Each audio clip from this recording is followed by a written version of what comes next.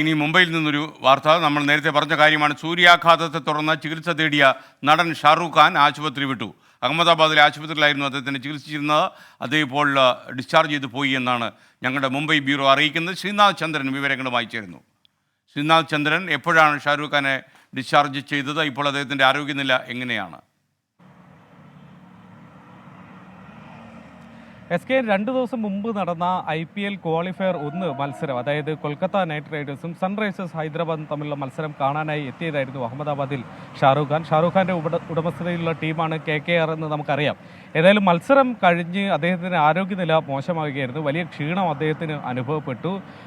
ബോധക്ഷയം ഉണ്ടായി എന്നതാണ് മനസ്സിലാക്കുന്നത്. ഉടനെ തന്നെ അദ്ദേഹത്തെ അഹമ്മദാബാദിലെ KD ആശുപത്രിയിലേക്ക് പ്രവേശിപ്പിച്ചു. സൂര്യാഘാതവും ഒപ്പം തന്നെ നിർജ്ജലീകരണവും അദ്ദേഹത്തിൽ ഉണ്ടായി എന്ന് ഡോക്ടർമാർ കണ്ടെത്തി. അതിനുള്ള ചികിത്സകൾ നൽകി. ഇന്നലെ നടി ജൂഹി ചൗള, അദ്ദേഹത്തിൻ്റെ KKR ടീമിൻ്റെ സഹ ഉടമ കൂടിയാണ്, സഹപ്രവർത്തകയാണ്. അവരെ കാണാൻ വന്നിരുന്നു. മക്കളായ എബ്രാമും സുഹാനയും ഒപ്പമുണ്ട്. ഗൗരി ഭാര്യ ഇന്നലെ വൈകിട്ടോടെ അവിടെ എത്തിയിരുന്നു. ഏതാണ്ട് രാത്രിയോടെ അദ്ദേഹം ആശുപത്രി വിട്ടു എന്നതാണ് ഏറ്റവും ഒടുവിൽ ലഭിക്കുന്ന വിവരം. അദ്ദേഹം ആരോഗ്യം പൂർണ്ണമായി തന്നെ വീണ്ടെടുത്തിട്ടുണ്ട്.